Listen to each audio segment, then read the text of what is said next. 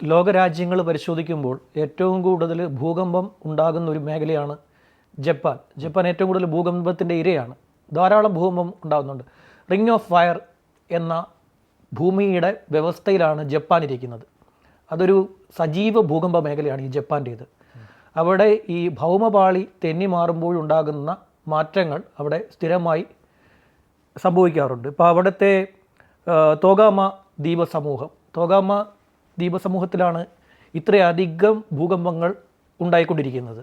അവിടെ കഴിഞ്ഞ ഒരാഴ്ച മാത്രമായിട്ട് 875 ഭൂകമ്പങ്ങൾ സംഭവിച്ചിട്ടുണ്ട്. ജപ്പാൻ പൊതുവെ അങ്ങനെയാണ്. ഒരു വർഷം 1500 വരെ ഭൂകമ്പം അവിടെ സംഭവിക്കാറുണ്ട്. പിന്നെ അവരുടെ തന്നെ സർക്കാർ കഴിഞ്ഞ ഏപ്രിൽ മാസത്തിൽ പുറത്തുവിട്ട ഒരു റിപ്പോർട്ട് പസഫിക് തീരത്ത് നൻകായി ട്രഫിൽ ഉണ്ടാകാൻ പോകുന്ന ഒരു ഭൂകമ്പത്തെക്കുറിച്ചാണ്. അങ്ങനൊരു ഭൂകമ്പം അവിടെ സംഭവിക്കാൻ പോകുന്നുണ്ട്. അത് വലിയ സുനാമിയിലേക്ക് വഴിതെളിക്കാൻ സാധ്യതയുണ്ട് എന്ന് കഴിഞ്ഞ ഏപ്രിൽ മാസത്തിൽ തന്നെ ജപ്പാൻ സർക്കാർ പുറത്തുവിട്ട അവരുടെ റിപ്പോർട്ടാണ്. അടുത്ത ഏതാണ്ട് 3-4 മാസത്തിനുള്ളിൽ അത്തരത്തിൽ വലിയൊരു ഭൂകമ്പം ഈ പറയുന്ന നൻകായിൽ ഉണ്ടാകും എന്നാണ് ജാപ്പനീസ് സർക്കാർ പറയുന്നത്.